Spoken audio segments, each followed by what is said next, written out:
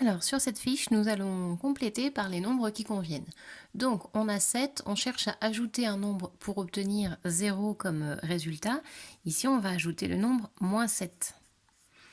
Tout simplement, moins 7 plus 7, ça fait bien 0, donc ça marche. On n'oublie pas ici de noter avec les parenthèses pour ne pas avoir les deux signes qui se suivent.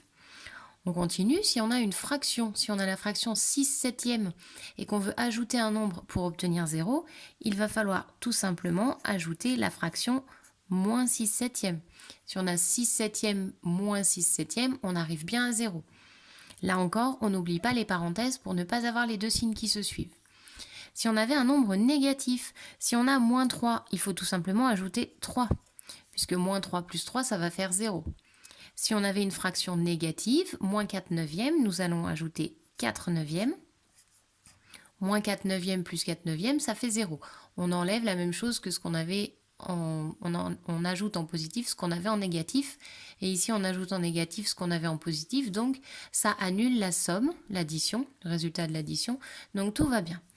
Ici, ces quatre résultats-là, c'est ce qu'on va appeler des nombres opposés.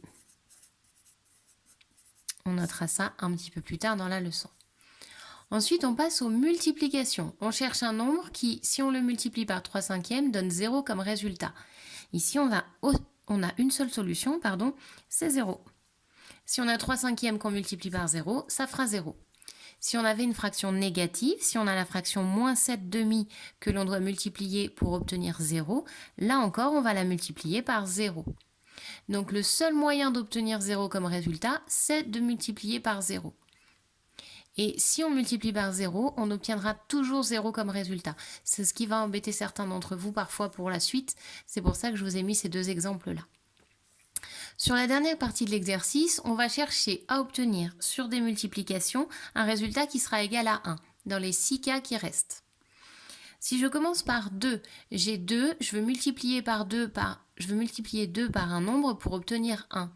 Ici, on va réfléchir un petit peu et on va se rendre compte que ce nombre, c'est 0,5 ou 1 demi. Si je multiplie par 2 par 1 demi, 2 fois 1 demi, ça fait bien 2. Si j'ai 1 septième et que je veux obtenir 1, ici, on va multiplier par 7. Puisque 1 septième fois 7, ça va nous faire 1. Ok ? Si on passe sur les nombres négatifs, j'ai moins 6 et je veux obtenir 1. Alors on va faire attention à ce signe négatif, puisqu'on a un nombre négatif, on veut obtenir un résultat positif. On va donc ici avoir obligatoirement un nombre négatif, puisqu'on se rappelle que quand on va multiplier deux nombres négatifs, le résultat va être positif. Ensuite, on va chercher par combien il faut multiplier 6. La réponse, c'est 1 sixième. 6 multiplié par 1 sixième, ça fait 1. Et comme on avait deux nombres négatifs, le résultat est positif. Dans le deuxième cas, là encore, cette fois, on a une fraction, mais là encore, c'est négatif. Donc, mon deuxième facteur va être négatif, parce que moins multiplié par moins va me donner un résultat positif. Et si je veux obtenir 1, mon 1 dixième, je vais le multiplier par 10. Si j'ai 10 fois 1 dixième, ça me fait bien 1. Et négatif, ça fait positif. Hop. Il nous reste deux fractions. Alors, si on a la fraction 8 treizièmes qu'on veut multiplier pour arriver à 1, ici, on va regarder. Il va falloir qu'on réussisse à simplifier au numérateur et au dénominateur pour qu'au final, il ne reste plus rien du tout. Donc, si je veux simplifier mon 8, je vais mettre un 8 au dénominateur. Si je mets un 13 au numérateur, si on observe ce qui se passe, ici, on va pouvoir simplifier par 8. Je raye le 8. On va simplifier par 13. Je raye le 13. Et quand il ne reste plus rien, on se rappelle qu'on écrit 1. Donc, pour trouver 1 en multiplication à partir d'une fraction, il suffit d'inverser la fraction. On inverse le numérateur et le dénominateur. On se rappelle que quand il ne reste rien, on écrit bien 1. On n'écrit pas 0. On a vu que pour trouver 0 avec une multiplication, il fallait qu'on ait un 0 ici. Comme ici, ce n'est pas le cas, on veut obtenir 1. On cherche en fait à simplifier. Dans le dernier cas de figure, on va procéder de la même manière, mais en faisant attention aux signes. Nous avons ici un nombre négatif. Nous voulons un résultat positif. Donc le nombre que nous allons mettre ici va être négatif, pour que négatif multiplié par négatif nous donne bien un résultat positif.